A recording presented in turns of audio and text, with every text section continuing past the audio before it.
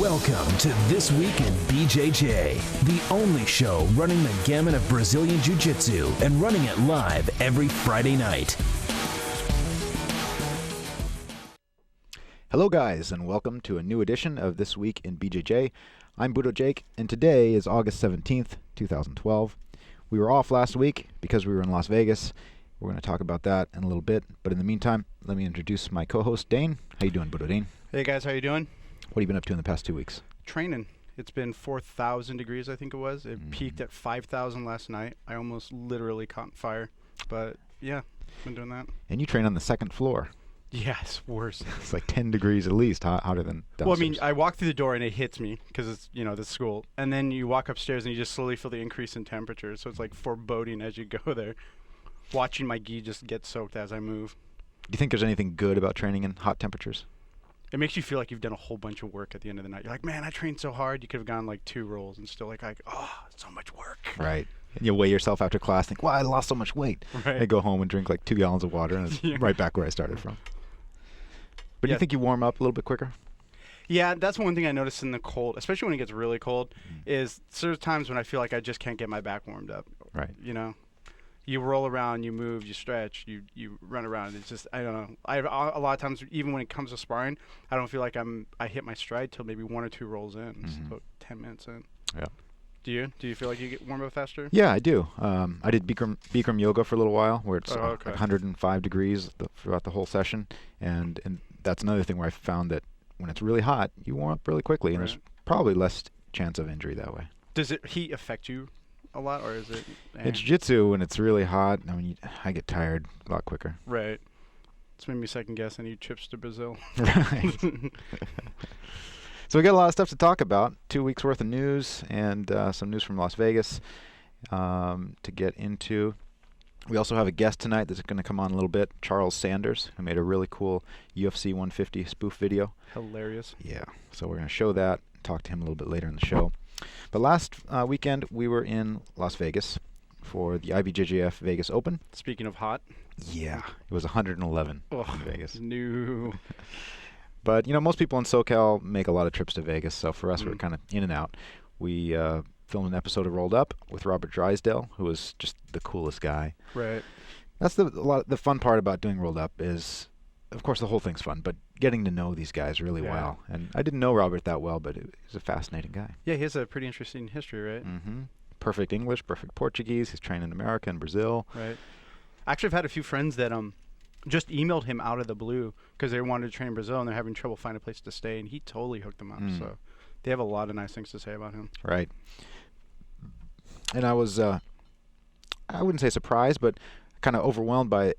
When I said I was going to Vegas, so many people told me, go to Drysdale's. That's the place for jiu-jitsu in Vegas. Right.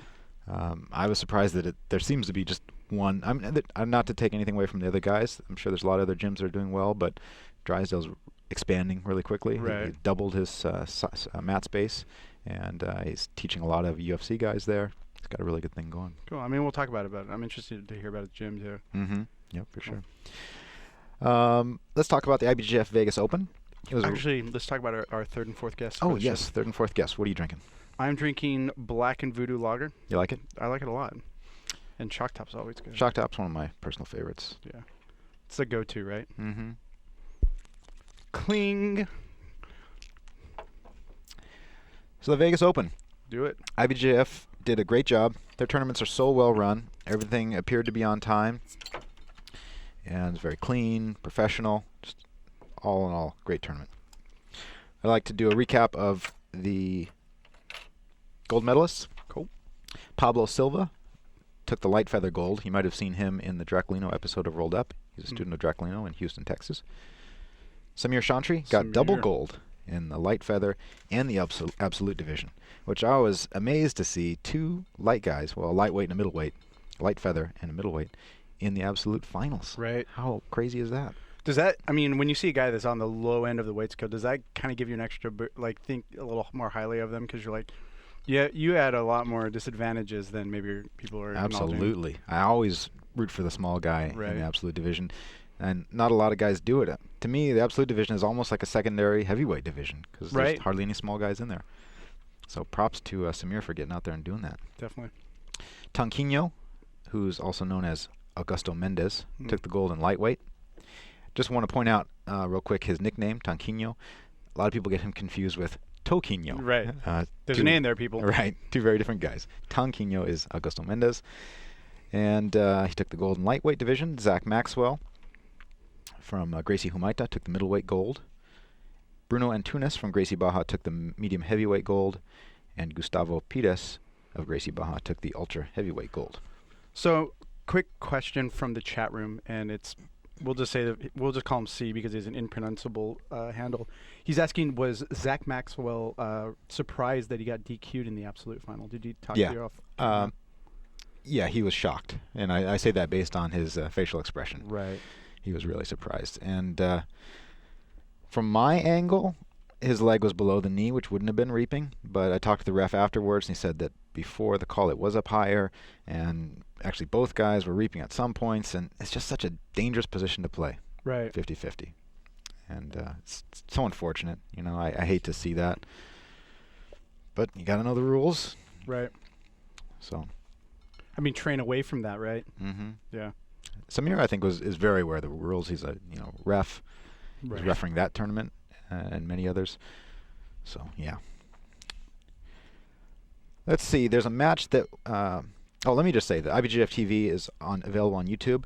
The Vegas episode debuted today. So you can watch that on YouTube, see all the highlights of the best matches. We're traveling a lot this year, going around to various events all over the world. But there's one match that wasn't shown in IBJJF TV today, and that was Felipe de la Monica versus Fredson Paixão. Wow, Felipe always brings it too. Yep, and Fredson is a guy who's an old school terror on the mats. He's a guy that's known for his wrist locks, and he has great judo. Trained with Osvaldo Alves in Brazil. Hasn't competed much lately, so I was excited to see him in the tournament. But wow, Felipe de la Monica. Right. Looked great. Felipe's been bringing it lately. Yeah. I mean, there's been a little bit of ups and downs, but he still looks like a contender to me. Mm-hmm. Been training super hard. Right. So let's take a look at that match. We're going to show the whole thing right here. Felipe de la Monica versus Fredson Paixão.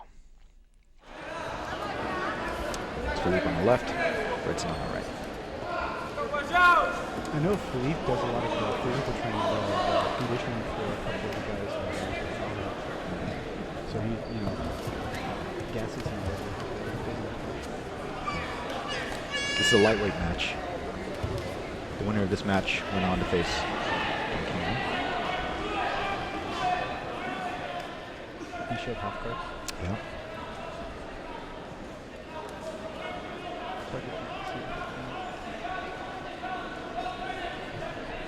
You see guys like this against black belts in his videos, and I roll with him.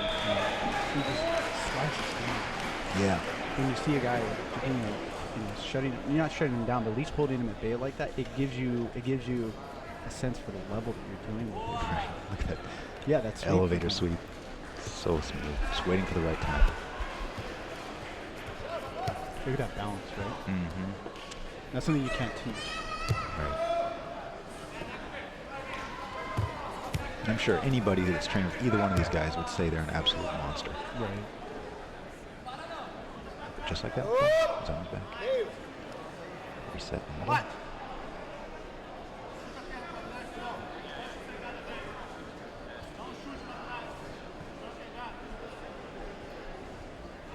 Just transition from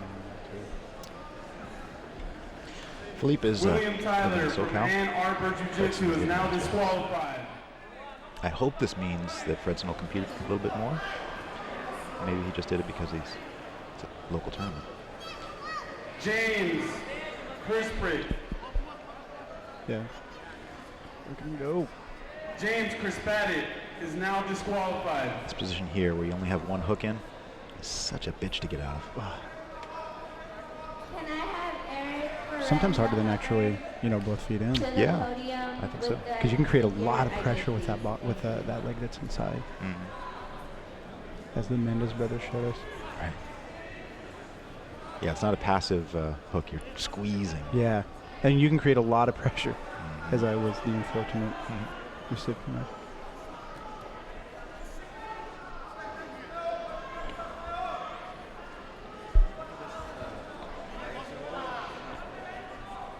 a second hook in.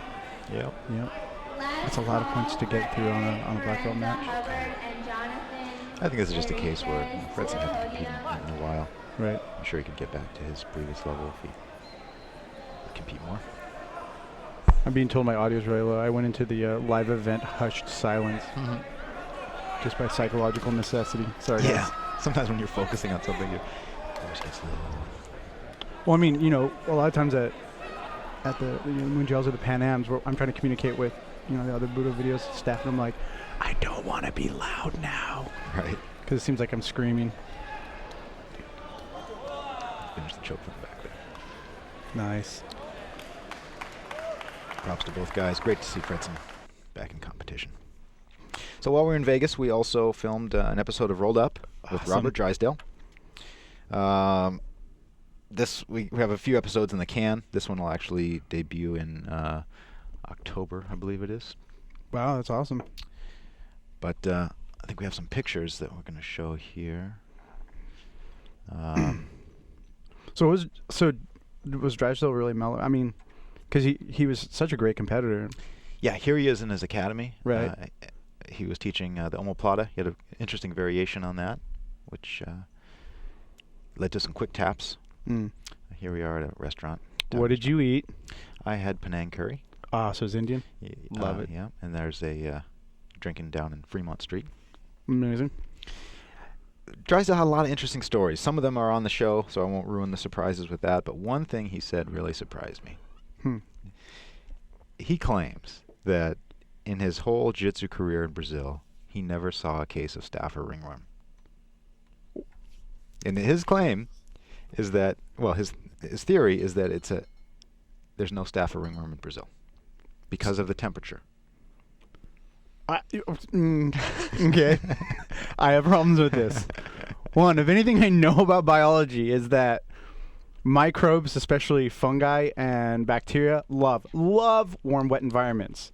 And if you were to describe Brazil in 2 words, the climate of Brazil in 2 words, it would be, I don't know, maybe warm and wet. Right. So, yeah, so I couldn't believe it.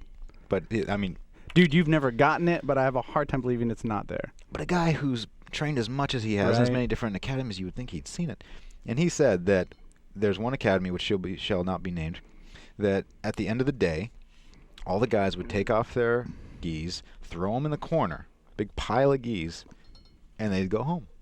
They'd come back the next day, dig through the pile and find their gi, put it back on, and keep training. Again, I have so many questions. One, that thing had to still be wet. Yeah. When you put it back on. Am I right? Mm-hmm. Chat room, get me on this. 2, the smell. Smell. How much do you want to go to Brazil now? Warm and wet people, no. BudoVideos.com, home of the world's largest selection of quality jiu-jitsu kimonos. Shoyu Roll, Storm, Tatami, Bull Terrier, Venom, and others. Styles from more than 30 top brands in stock and ready to ship. BudoVideos.com. You're only a click away from owning a new gi today.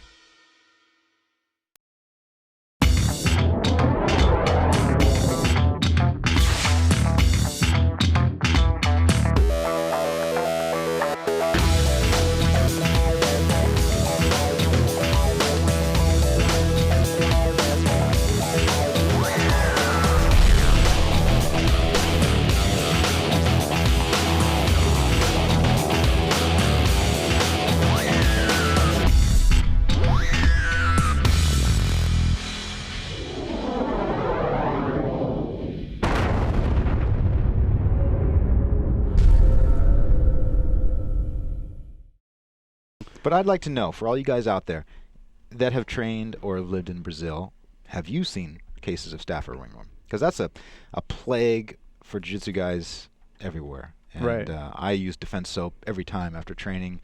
I hate getting it. Got it a couple times, and it's such a pain. I hate things that take me away from my hobby, from jiu-jitsu. I mean, plus it's just a bear and a half to clean up, you know what I mean? Like having to wash everything and do all that. Right. Then the poor guys that infect their wives or girlfriends, they don't appreciate that. I know. If you have a wife, you should have like a quarantine room. So yeah. the rest of the stories, man, I'll just leave for the next episode of Rolled Up. But it was going to be a great episode. Oh, before we get off this, Yep. What was his academy like? Because I know he's training a lot for MMA. You know, we walked in on a no-gi class, and it was no-gi for MMA, basically. All the guys were wearing mouthpieces, cups, and gloves. Right. So is there a cage, or does there have a ring? it wasn't a cage, but it was MMA-centric, where, you know, if you can stand up, you stand up. Right. If you want to throw a light punch or something, sometimes you'd see that. So it was a lot different than the typical no-gi jiu-jitsu. It was really no-gi for MMA. Right. Which, you're in Vegas, which is the mecca for MMA. Right. Makes sense. It's cool. I mean, even if you're just a pure BJJ guy, I think it'd be cool, you know, to train that, not necessarily every week or every month or whatever, but just to see how it changes the game, because it changes the game a lot. Yep. Because when I was training with Jeremy Williams, we did one class with that, and I was like, oh wow, you know, like all this stuff I do, I could totally get punched in the face. Right. Just for the awareness, right? Yep, I agree. So speaking of Rolled Up, we have episode 35 coming up with Stephen Koepfer, and I think we have a video for that coming up. But that's coming up, right? Yeah, it'll be in September. This is the second episode that we filmed in New York. The first one was Alliance New York City. The second one is Stephen Koepfer with New York Combat Sambo. And the third episode we filmed in New York was with Marcelo Garcia. Oh, so this is the Sambo episode? This is a Sambo episode. Awesome. This is a lot of fun. A little bit different than the usual workout. Right. My usual jiu-jitsu workout. Let's take a look at the clip.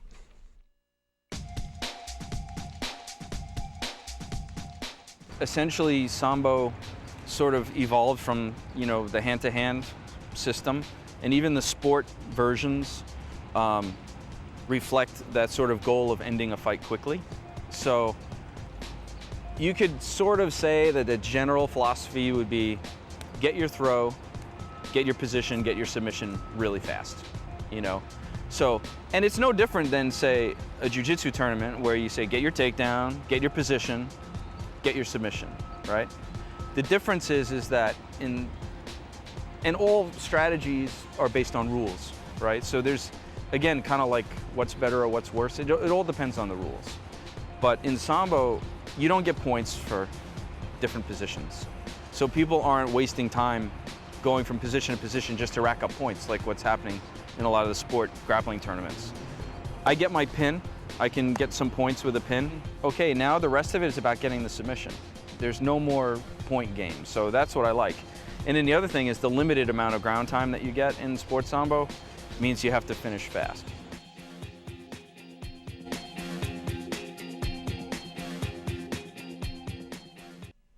Stephen Koepfer. I encourage all you guys out there that train in one art to try something else. Because a lot of things that they were doing in the Sambo class were different than what we usually do. One of the things in particular would be you both start standing, and I take you down. You don't resist. But as soon as your back hits the mat, then you go. And you try to get back up on top. Right, that's awesome, because, I mean, I've known in competition, I've had this game plan. I'm like, this is going to work really well. And then something like I get taken down, or get taken down and end up in a weird position, and the game plan goes right out the window. Yep. So every art has its different focus. Sambo has a lot of throws, a lot of leg locks. I think you'll enjoy that episode. Amazing. So our friend at Bishop BJJ released yet another study. I know, guys, we've been hitting this one hard, but he did one on Andre Galvao, and there's actually a point here that I thought was really awesome. They popped out some stats, and they said he finished more than 66% of his matches by submission. And this is where it gets interesting. In every match that he won in the study that they looked at, he scored the first points. So, I mean, it's not even that he won by the majority of the ones they looked at were by submission, and even then he still scored first points. But this is Andre Galvao. Is it any surprise that he scored the first points? Right, which is my question. Do you think this applies to the greater competition, or to the greater competitor landscape? I would think that the majority of people that win would also win the first points. Right. But I mean, my question is, like, I go back and forth on this reasoning where I say, okay, you score first points, which immediately puts the guy not only at a disadvantage by points, which is obvious, but then you have them, like psychologically scrambling to make up those points. Yeah. Whereas I don't know. I think I mean, in chat room, ring in on this. I think there's a bit of like psychological momentum there. You know. I'd agree with that. right? Yeah, if you can keep your opponent on the defense. Right, You're or more start likely to win. or start making them take big risks, which open up submissions. Yeah. But it's over at the study's up at over at BishopBJJ.com, and so everybody go take a look. I really think these studies are a great thing because it's nice to get hard data, like someone really breaking down the percentages. So we don't have like assumptions or people saying I think this is what happens. You can actually see it in hard math of what's actually going on. Yep. I think that's a good deal. Good job, Tyler. In other news, there's a really cool UFC 150 spoof commercial that we came across, and Yes. I really enjoyed it. So we invited him in. He'll be in here in just a couple minutes. His name is Charles Sanders, and I'm not going to say too much about it. Let's just watch the clip. Yeah, let's watch it. On September 8th, 2007, the fight that UFC fans have been waiting for was supposed to go down. Due to an injury, the Mathis Boucher fight on the UFC 75 fight card has been canceled. For UFC fans, the wait is over. The most anticipated fight in UFC history is finally going to happen.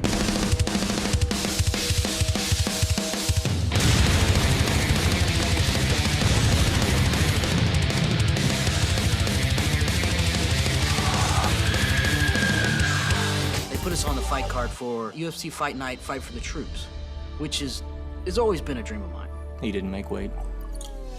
It's hard for highly skilled jiu-jitsu players like me to find good training partners. That's why I went to Cobrinha. Me and him are pretty much on the same level. 10, didn't I? Oh, we were just playing. And I'm a striker, and I'm gonna keep him coming. You know how long I could do this? When I sink in that submission, I might not let it go. And trust me, it wouldn't be the first time they had to pull me off some dude I was tapping. Both fighters know that a win here propels them from the bottom of the heap to the middle of the pack. UFC 150. No refunds.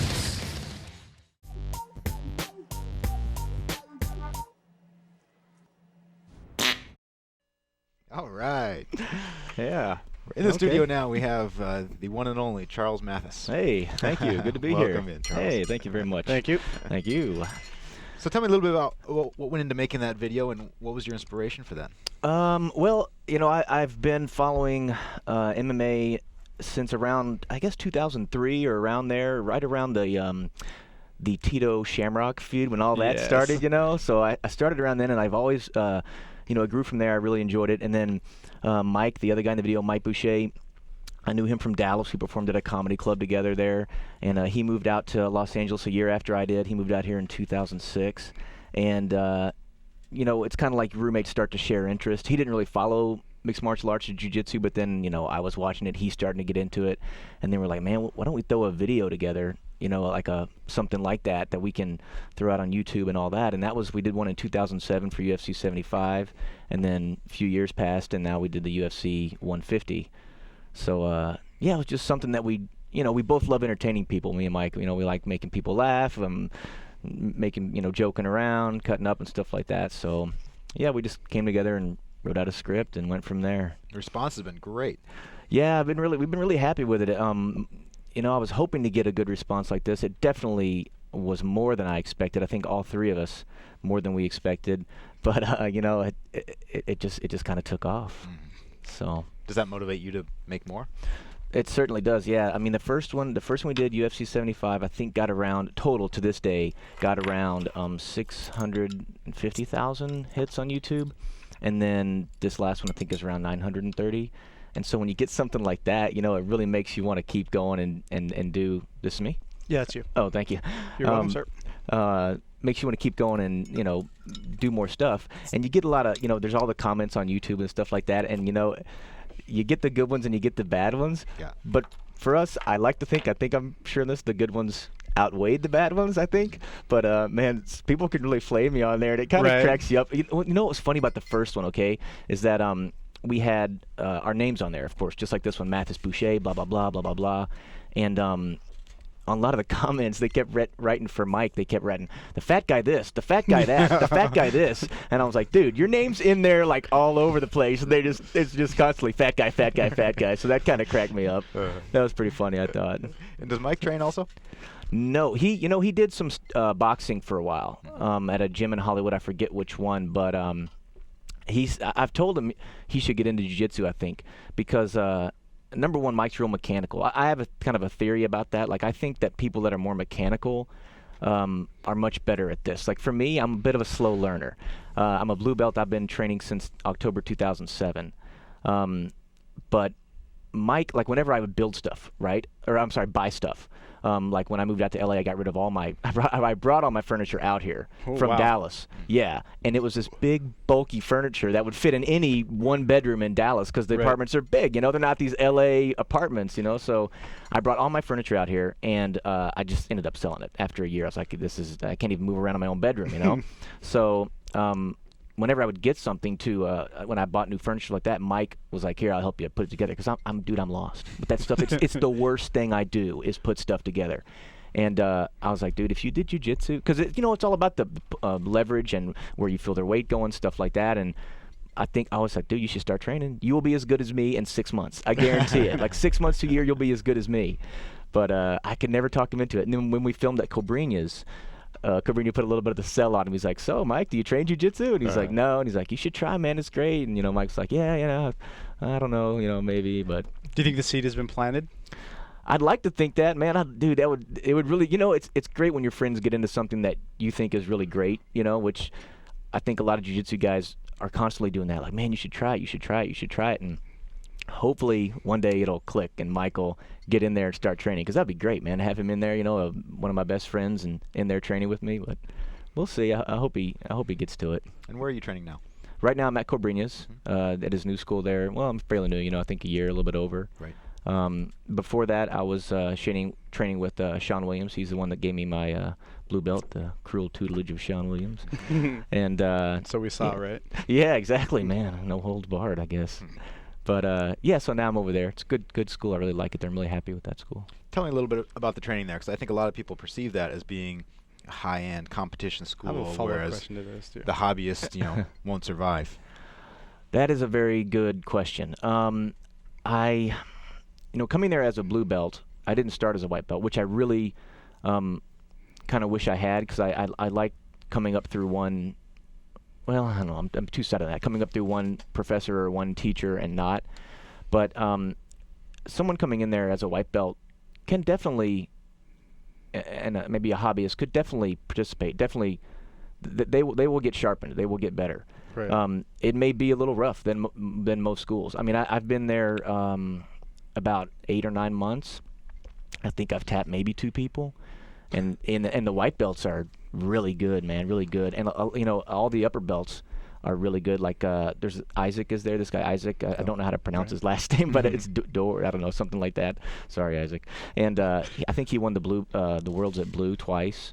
He's there. Ram Anada, who just won Blue Worlds. Jacob Sandoval. Wayne Ashford, they're all like killers, man. Yeah. And this guy Rehan, there's that blue belt and purple belt at that level, they're killers, man. And it's great to train with them, because I know I'm getting better, but it's definitely, in a way, getting thrown to the wolves. Right. It seemed like all the high level guys around that level came, and then when he had his Pan training camp and his oh god, I can only imagine. Oh my gosh, Mario Hayes, Jeff Glover stopped by, just a lot of the Larcio was there, a lot of the high level black belts were just there, and it was like, man, those guys. I imagine that's one of those things you walk in the door, take a deep breath, and you're like, here we go. Man, it's like, for me, I gotta like, I don't know, I get the comedy going, so I don't feel uncomfortable, because I'm like, man, these guys are killers. It was great. Mario Hayes, sorry, let me take these off. These are just medals that I've won in tournaments. No big deal. Sorry, guys. Probably take your. Nice. No, that was perfect. I'm sure it didn't mess up anything. Not at all. No. Okay, so they're clanking around here. It's no big deal. It's just medals that I've won. But Mario Hayes, there's there's that I guess it's rule, or maybe not in every academy, that you don't ask a higher belt, specifically a black belt, to roll, and you've heard that. Yeah. So Mario Hayes definitely embodied that black belt philosophy, because when it was Cobrinha's like, okay guys, switch partners, let's go. Mario Hayes would just go, you. Yes. And then it was like, okay, I guess I'm rolling with Mario. but it's not like he would just shut you down and make you tap out with shoulder pressure or something. But he was he definitely knew his status there. But good guy, really good guy. Yeah. Excellent school for sure. Oh, it was great. I really love it. Really happy there. So my question is, on Yes. average, how long are your sparring sessions, like in terms of minutes?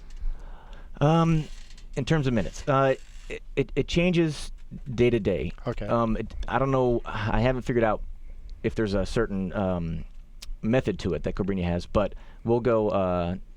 The minimum is 5 minutes at the very minimum. We'll do 5-minute rounds. Most of the time it's 7. Today it was 7, and then occasionally it'll be 10. And man, 10-minute rounds are pretty rough during that. Well, I trained with Cobrinha one time at his school, and maybe he changed it because I was there. But when I went, it was 15-minute rounds. Oh, wow, really? Have you never experienced that? I think I might have done a 12, but I don't remember a 15. Did you go during a camp, during a Worlds or a... I don't remember. No? It might have been, but that was brutal. I mean, Yeah. and not just one, but one after another, 15 minutes. I mean, it makes sense for Cobrinha because he's expecting 10-minute rounds in a black belt match. Right. So if you go 15, 10 is easy. Right. Yeah. But for the rest of us, But it's interesting. Tell me about it. Because, he was saying when it's 15 minutes, you can't go all out in the beginning. Right. So you have to really pace yourselves and go with the flow. So it's a very different pacing than a 6-minute round. He's pretty big on that, doing the, he's always, relax, guys, relax. And the other day, actually, when we did that, when you saw me dancing on the thing there, that class, I think it was that class, we did, after that, we did 55 minutes straight with our eyes closed. So you had the same partner, had to close your eyes, and just 55 minutes of rolling. Wow. That was. I mean, he didn't tell us it was going to be 55. We just started, and we just started going. And he's like, "Go ahead." no, I'm sorry. I had a coach do that who said, "I set the clock. I'm not going to tell you how long it could be. It could be 5 minutes or 45 minutes." Wow. And it's funny how much it changed your strategy, because you're like, I cannot freak out right now because I could have another 30 minutes of this and exactly just sit there dusted. Yeah, for sure. I remember it's kind of like whenever, I don't know if you guys ever got detentions when you were younger in junior high, but I sure did. No. Yeah, okay. Never. And like the one thing this one teacher would do, because they would rotate which teacher held the detentions, would turn off the clock that was up there. So you couldn't see when detention was if you didn't have a watch on. That used to kill me because it seemed like so long. It's the same thing. Like if they don't tell you how long and you can't see the clock or something and you just go and you're like, oh man, it's been 15 minutes. And it's like, no, it's 7 minutes, man. And you're blown out. Your arms are, monkey paws or whatever. I cry, so hey man, whatever gets it out. That's right. Yeah. What was some of the worst things you guys did in high school or junior high? Oh, I mean, I never did too much. I was never like really bad. I do remember. Okay, so I wasn't like, not really like super, like I was, people knew me because I was funny. That was my crutch, right? So like, I remember one time I kind of went with these popular kids. We skipped a class and went to McDonald's to get some breakfast. And like I said, that's not too bad, but it's kind of a funny thing because we're sitting there all eating. I remember this guy, Tony Ballinger, is reading the paper. Other guys are there. And then the vice principal, Mr. Stumbo, walks in. He goes, how's it going, guys? We're like, yeah, pretty good, man. How you doing, Mr. Stumbo? And I just kind of sat there. I was like, oh, man. And he goes, okay, so let's see. Who's going to be in DMC, which is like our in-school suspension? Right. He goes, all right, we got Tony Ballinger, Grant Bingham. I don't remember the other guys, this guy. And then he goes, and what's your name? And I was like, great, yeah, it's Charles. Yeah, and I should have just said something else, but I know I just would have dug it deeper for him. Bruce Lee. Yeah, exactly. You don't want to mess with this. Yeah, so it was kind of funny, that I'm the guy that they don't, not even the vice principal knows. By the way, his name is like the perfect movie, older Stumbo. principal villain, right? Yeah, and he was a big dude, man. In fact, a follow-up to that story. So it was Brian Banks was one of the other guys. Remember those? They called us in later on that week individually to their office. It was Mr. Pouncey and Mr. Stumbo. And is this so serious? Good? Yeah, so good, dude. I'm telling you. And Mr. Pouncey was like a super athlete. Like he still, I think he still holds some track records at SMU. At least when I graduated, he did. People would try to run from him like outside of class because they'd skip class and he'd go, "Hey, Sanders!" And then they'd look over and they'd take off. He'd kick off his shoes and just take off, man. He'd catch them every time. So they were calling each of us in individually. And so I remember they called one guy's in, and then the next day, everyone's like, man, did you hear it? He offered him either one day in school suspension or a SWAT. You take your pick. And so I was like, oh, man, really? What did he take? And he took the SWAT. So then, of course, they call in Tony Ballinger. He takes the SWAT. Then Brian Banks, and he takes the SWAT. So it's all coming to me, right? I'm like the last guy. So I'm in a class with Brian Banks, and sure enough, here comes the note. The TA, the teacher assistant, brings it in, and then Mr. Cathy goes, Charles, they want to see you in the office. And I was like, great. And then Banks, of course, is like, oh, here it comes. He goes, what are you going to do, man? What are you going to do? And I go, I'm going to take the SWAT, but right, you have to at that point. Dude, I had to, right? Well, you're going to be like, hell no, I stepped out against left. I know. So, yeah, I ended up going in there and then wham, got the SWAT, but I don't even know if they do that anymore. I don't think they do. I think they don't stop that. I was going to get sued 9 times before you left the office. Yeah, exactly. But yeah, I got a little bit of trouble with not anything big. What's the worst thing you did in high school? Fights. Oh, wow. Someone, not my father, because I was 135 pounds all through high school. I swam and played water polo, so I never really bulked up. And so if there's somebody picking on me, if there's ever a problem, I figured my best chance was just to walk up to him and punch him. And it was a horrible strategy, and it usually ended up me with me punching them once and them getting really annoyed, and then it turned into me just holding on to him and be like, no, and them hitting me. So unlike most people, they could kind of knock them out and disperse. It was always the authorities descended on me while I'm sitting there trying not to get punched in the face. Yeah. I wasn't training at this point. I just knew if I held onto them really tightly, I couldn't get punched in the face really hard. Yeah. So they're just ah, and then they would see it and they would send us both to detention or suspension. Well, I never got suspended. I didn't do too much bad in high school, but one thing that comes to mind is I doubt if kids do this anymore, but notes would be passed around the class and it would say at 12:05 we're all going to drop our books, and the notes would pass. So the teacher would have no idea, and all of a sudden everybody watching the clock and watching the second hand. As soon as 12:05, boom, and that sound would just erupt. And the teacher couldn't get mad at anybody because it was the whole class. Yeah, we did that a couple times too. That was a big player. They probably just text it now, right? Instead of passing the note or whatever. Yeah. But good times. Syrian activists and pranksters now through Facebook and tech. Right. Yeah, no kidding. That's the truth.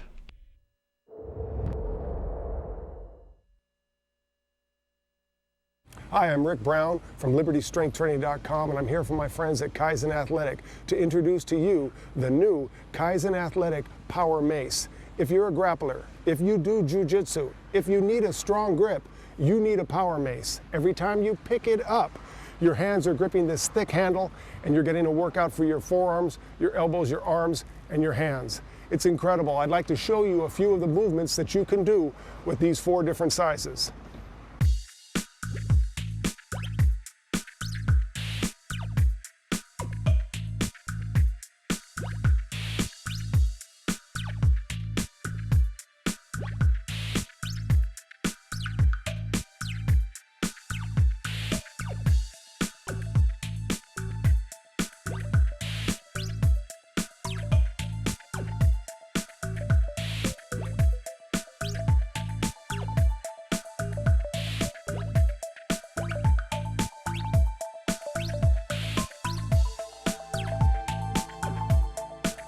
The Kaizen Athletic Power Maces are available in 15, 20, 30, and 45 pounds and are available at BudoVideos.com. Well, in other news, Braulio Estima, one of the top guys in Jiu-Jitsu, no-gi world champion, multiple-time gi world champion, is going to make his MMA debut on August 24th, next Friday. He had a match last year that was supposed to happen, and it got canceled right at the last second. Looks like this one's going to go through against Chris Holland. Got a picture of Chris here. Who's a pretty good striker. He's knocked out a few guys. I ran a Facebook poll to ask what people are going to think, and the vast majority thought that Braulio was going to get the submission. Yeah, it's Braulio. I think so. Yeah. I mean, if Hodger's any, example of how you can do, how well you can still do in today's MMA with a great jiu-jitsu background, then I think he will. But Hodger also got knocked out by King Mo. And Braulio has a much more daring style of jiu-jitsu than Hodger. If you look at Hodger and Braulio, I would say Hodger's style would probably translate more one-to-one to MMA than maybe Braulio's. Yeah. Right. Though if he pulled an inverted triangle in MMA, I would cry. That'd be awesome. All over everything ever. I talked about this with Braulio. With Robert Drysdale. And one thing he commented on was the stand-up can be so chaotic. And it doesn't matter who you are. You can be the best jiu-jitsu guy in the world. You can still get caught by a swinging overhand right. Yeah. As a guy who spent his high school career avoiding getting punched in the face, I can attest to that. Yeah. You get that Josh Koscheck overhand or someone that throws it like that, kind of just wild and here it comes almost every other punch, then sure, yeah. Right. Plus, I think it's a different beast too when you have somebody coming at you with fists and kicks that are out there to take your head off, even from training, right? Yeah. Yeah. August 24th, I think that's going to be live on Access, which used to be HDNet. We'll be rooting for you, Braulio. So speaking of MMA, Gracie Mag recently posted the question, should Buchecha, the absolute and heavyweight champion of last Mundials, go to MMA? And Henzo and Vitor Belfort both said, yes, we think he could do really, really well there, which begs the question for me. I mean, he's young too. Yeah. A guy that young doing that well, should he step out of jiu-jitsu or should he? I'm not sure anything's there for MMA. What do you guys think? Well, that's where the money is, so it's hard to spite a guy for following the dollars. But I think you also got to think long term. Right. MMA careers are usually 5-10 years max. What are you going to do after that? And then he'll probably be teaching somewhere. But hey, I think a lot of guys have this desire to prove that their jiu-jitsu is effective in MMA, and if he wants to do it. Do you guys think that's the proving ground now? Like, if you do really well in jiu-jitsu, do you think there's this thing where, I wonder how it would do in MMA? I don't see it that way at all. I think proving in jiu-jitsu is proving exactly what you're trying to prove. Right. And jiu-jitsu being like our martial arts, self-defense, then for sure you're proving what you want to prove. Going to MMA, is a different animal, and I think depending on what your goals are, then that's what you will end up doing. I think most guys, I think Bill Cooper's gone into a few MMA fights, and now I think Chris Holdsworth, who's I think he's a Paragon guy now, he was with Cobra Kai before, but I think he's doing pretty well in MMA. I think you can definitely transition. That just depends on what your goals are. Yeah. But then you have the reverse of Andre Galvao, who went to MMA and came back. Right. Marcelo he wasn't too happy. Marcelo was said he'll never do MMA. Yeah. Right. Yeah. Which, I'm kind of torn. I want these guys to do well in MMA because I love them and I like to see them jiu-jitsu do well, be well represented in MMA. But on the other hand, I'd like them to stay in jiu-jitsu. I agree. And I don't think if they win or lose in MMA, wouldn't validate or have any effect on their jiu-jitsu standing to me. Right. I would see that still they're that guy. But X from the chat room brings up a good point, whereas MMA is a great way to build a larger audience. That's true. I mean, if he does go to MMA and does well, then that school's going to be even bigger. Right. It's also risky though. You can be seriously injured. Yeah. In MMA. And getting punched in the face sucks. It immensely. does. It does, especially getting knocked out. That's a legit concern. So I ran another poll on my Facebook asking, let me just back up. The art we practice, Brazilian Jiu-Jitsu, has many names. Some people call it Brazilian Jiu-Jitsu. It's popular in America. In Japan, it's pronounced Brazilian Jiu-Jitsu. In other people would call it grappling. Some people call it Jits. What? Yeah. What? Those so people. I asked people on the Facebook what you thought of that. Do you like calling it Brazilian Jiu-Jitsu or Jits? And 8% say that they like Jits. 17% say they don't care, and 75% hate it. I am a proud member of the 75%. Sorry, they're hating what? The word Jits. Oh, yeah. I'm not a fan of Jits either. I'm part of the 75% as well. Why is that? It just sounds so cheesy and the guy that's walking around the jiu-jitsu on no-gi day with his shirt off, walks into the gym with his shirt off before the Thank you. And it's yeah, man, no, I'm doing my jits. I'm just practicing my jits today. I'll see you guys at the bar, but first I gotta do my jits. I mean, it's come on, dude. I don't. There's very few people that I've been in the academy with that I wouldn't roll. But somebody says jits, I'm not rolling with you. I'm putting that out there on the internet right now. You say jits, we're not rolling. That's the way you get on the ban list. Sounds too close to a PP reference for me. I can't hang. I can see that. I gotta get jits so bad right now. Just jits my pants. Jits in my pants. I'm out. Oh, I don't know how to transition from that. There's no recovery. There's no way to save it. It's done. That's the show, folks. Thanks for tuning in. This week in BJJ, people. One last topic before we go to the mats. Sorry. Good beer, Dane? Amazing. Almost as good as Jits. Jits beer. Let's start it. Yes, done. Let's do it. Okay. Most interesting new technique that's come up. What is it, guys? In the past couple of years? Berimbolo. Duh. Yeah. Of course, the Yeah, Berimbolo. for sure.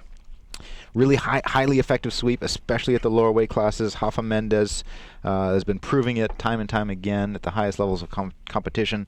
Finally, there's a DVD available that shows tons of variations. We worked on some of these last week. Yeah.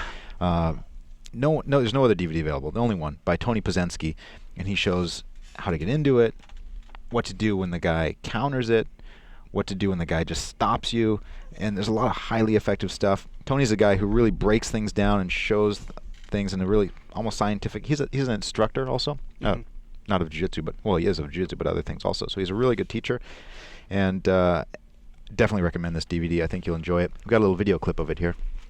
I get the De Oliva hook. I start Stuff to like roll. this is cool because Shoot my leg deep. the Berimbolo kind of And I was a grab gray the area, or Oh yeah, nobody knew what to was do going with on. it for a while. And it's kind of interesting to see, to see the responses build and kind of develop. Yeah. Yeah, it's a huge player right now. Right. Oh, I'm sure you see it all the time at Cobrinha's too. All the time, man. Guys get me with that all the time. Yep. One thing I love about it is it's offensive, so it makes action happen. So this is a new DVD available on BudoVideos.com. In fact, it's an exclusive to Budo Videos, not available anywhere else. Not sure how long it's going to be available, but it is now. Berimbolo DVD by Tony Pazensky. And I can tell you from the times that we've trained it, I've already started to see. It's one of those things. One that I started thinking about, but I was training and some guy pulled a Berimbolo and I tried to stop it, but then I realized some of the counters that we were working on, and it made me get out of there quick. So it already started increasing my awareness of the different situations. Yeah. So that's a good one to check out, guys. Yeah, there's not a lot of repetition on there. That thing will keep you busy for a long time if you focus on each technique. Got a question in the chat about on-demand videos. Budo Videos has a few on-demand products. A couple of them that came out recently was Nino Schembry's omoplata and Braulio's arm drag. He's asking if that's a one-time watch or not. Good question. Baggy spandex. That guy says Jits, I guarantee it.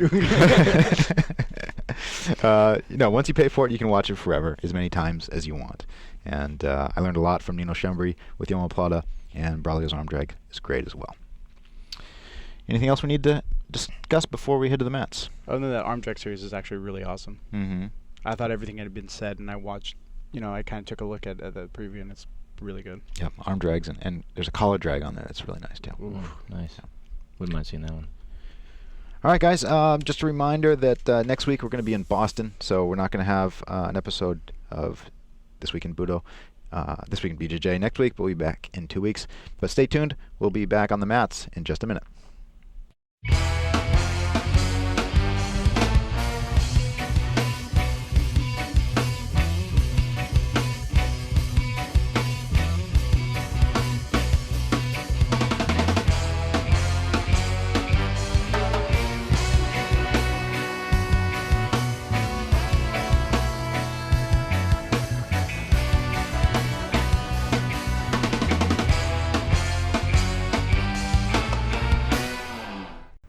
Okay, guys, welcome back. And what do you have for me today? All right, I'm going to show you a mount escape to an old school sweep that I use that I probably get the sweep, I would say 75-80% of the time. Really good sweep, and it'll get you out of a bad position from the half corner. But we'll start on the mount. So you've got a mount on me. So what I'm going to do is I'm going to frame your hips, and I'm going to scoop your leg up, push this down with my forearm, and onto a half guard. Now for my old school, what I'm going to do is I got to have the underhook, right? And I'm going to reach underneath and grab your foot. Now I'm going to switch that foot to this hand. So now I'm going to cup your thigh, and I'm going to roll you to my left, and then I'll come right here, and then get you right, and then you stop. It's right there. So, and then you get back to the mount. So this is like a flow, a drilling exercise is what it is. You can do with your training partners. So you escape and go back into the mount? That's an option. The option is to go back to the mount. If you didn't feel comfortable in the sweep, you just go back to the mount, right back to the mount. Safe position for everybody. All right, thank you very much, Charles. Yeah, of course. We'll be sure to drill that a lot tonight. And again, we're going to be in Boston next week, so no episode next week, but we'll be back in 2 weeks for another edition of This Week in BJJ. Thanks for tuning in, and keep on rolling. That concludes this installment of This Week in BJJ. Subscribe on iTunes, watch and review past episodes, and then be sure to join us again next Friday night, right here for another live edition of This Week in BJJ.